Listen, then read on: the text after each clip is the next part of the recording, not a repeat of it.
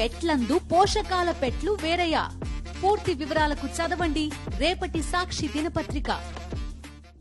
Nellore central jail నుంచి మాచర్ల మాజీ MLA Pinnelli Ramakrishna Reddy బెయిల్పై విడుదలయ్యారు. రెంటచింతల, కారంపొడి పోలీసులు నమోదు చేసిన 2 కేసుల్లో బెయిల్ మంజూరు చేసింది ఏపీ హైకోర్టు. అధికారం శాశ్వతం కాదన్న విషయం చంద్రబాబు తెలుసుకోవాలన్నారు మాజీ మంత్రి కాకాని గోవర్ధన్ రెడ్డి. పిన్నెల్లి ఏం నేరం చేశారని 2 నెలలు జైల్లో పెట్టారని ప్రశ్నించారు. చాలా చోట్ల ఈవీఎంలను ధ్వంసం చేశారు, కానీ పిన్నెల్లిపై మాత్రమే కేసు పెట్టారని మండిపడ్డారు. బాబు ఇలానే ప్రవర్తిస్తే భవిష్యత్తులో పరిణామాలు తీవ్రంగా ఉంటాయని హెచ్చరించారు కాకాని.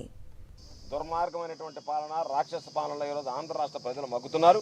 వైఎస్ఆర్ కాంగ్రెస్ పార్టీ నాయకులకు ఈరోజు పిన్నెల్లి రామకృష్ణారెడ్డిని తీసుకొచ్చి నిర్బంధించి అక్కడ మాచర్లలో విధ్వంసం సృష్టించి అక్కడ ఉన్నటువంటి వైఎస్ఆర్ కాంగ్రెస్ పార్టీ నాయకులు, సానుభూతి పరుల మీద దాడి చేసి వాళ్ళకి అండగా నిలవడానికి రామకృష్ణారెడ్డి ఉంటాడు కాబట్టి రామకృష్ణారెడ్డి అనేటువంటి వాడు అండగా నిలవకపోతే రామకృష్ణారెడ్డిని జైలుకి పంపిస్తే యథేచ్ఛగా మనం దాడులు చేయొచ్చు, యథేచ్ఛగా మనం హత్యలు చేయొచ్చు, యథేచ్ఛగా వాళ్ళ ఆస్తులను విధ్వంసం చేయొచ్చు, నాశనం చేయొచ్చు అని చెప్పి వాళ్ళ మీద దాడి చేయడానికే ఇటువంటి దుశ్చర్యలకు పూనుకోవడం జరిగిందనేటువంటిది స్పష్టంగా రాష్ట్ర ప్రజానీకానికి అర్థమవుతుంది.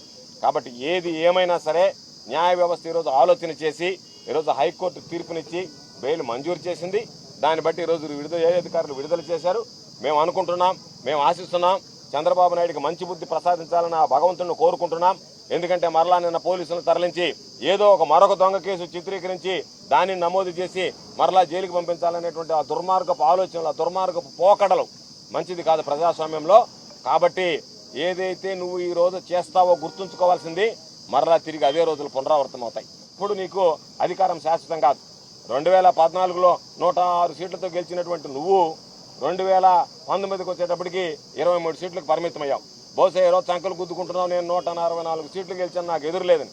ఈ రోజు నీకు ఎదురుకు లేకపోవచ్చు, కానీ భవిష్యత్తులో జరిగేటువంటి పరిణామాలకి నువ్వు ఎటువంటి పరిచయం చేసావు, ఎటువంటి ప్రభుత్వాన్ని, ఎటువంటి పాలనని పరిచయం చేసావు అనేటువంటిది ఈరోజు అర్థమవుతుంది. కాబట్టి అటువంటి విధ్వంస పాలనకి ఈరోజు నాంది పలికి దాన్ని ఈరోజు సృష్టించినటువంటి నీకు భవిష్యత్తులో భారీ మూల్యం చెల్లించుకోక తప్పదు.